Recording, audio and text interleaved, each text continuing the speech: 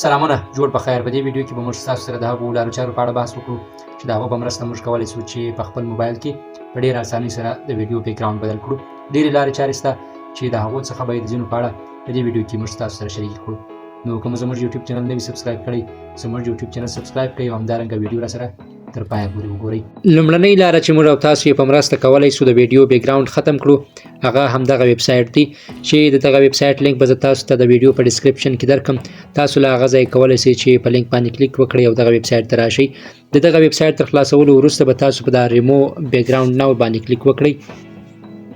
وروسته له هغې به دلته هغه ویډیو چې تاسو غواړئ هغه د هغې بیکګراوند ریمو کړئ، نو هغه به دلته اپلوډ کړئ. به د اپلوډ ویډیو باندې کلیک وکړئ.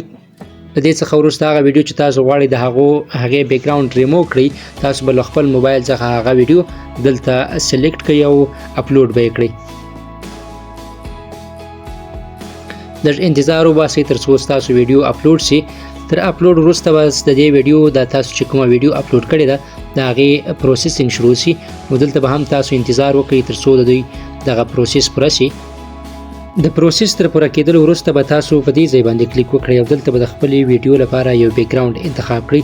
تاسو کولی شئ چې په ویب سایټ کې موجود ایمیجونه د خپل ویډیو د بیکګراوند لپاره وکاروئ او همدارنګه دلته چې کوم کلرز یا رنګونه موجود دي تاسو کولی شئ چې د خپل ویډیو د بیکګراوند لپاره یې وکاروئ او همدارنګه تاسو کولی شئ چې د خپل موبایل څخه یو تصویر چې تاسو یې په خپل موبایل کې لرئ د ویب سایټ ته اپلوډ کړئ او د خپل ویډیو د بیکګراوند لپاره یې وکاروئ. کله چې ستاسو ویډیو ایډیټ شوه له دې څخه وروسته به په دې ډاونلوډ آپشن باندې کلیک وکړئ، 10 سیکنډ پریویو به ووهئ او بیا به په پری ډاونلوډ باندې کلیک وکړئ تر څو ویډیو ستاسو موبایل ته ډاونلوډ شي. دویمه لاره چې تاسو یې په مرسته کولی شئ د ویډیو بیکګراوند ختم کړئ هغه د کیف کټ اپلیکیشن دی. زه به تاسو ته لینک په ډسکرپشن کې درکړم. تاسو له هغه ځای کولی شئ چې دغه اپلیکیشن ډاونلوډ کړئ او په خپل موبایل کې انسټال کړئ.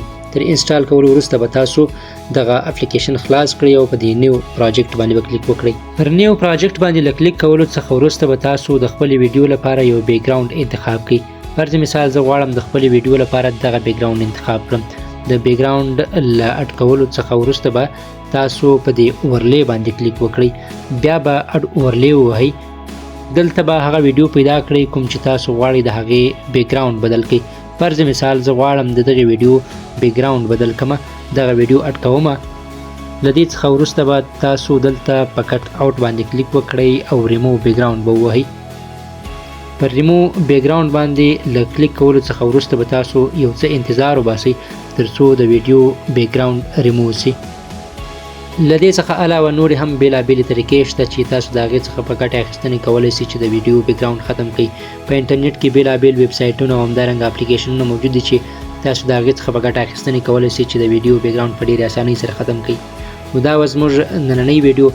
نو تر بیا مو په لویه الله سپارم. ښه وخت او ښې چارې.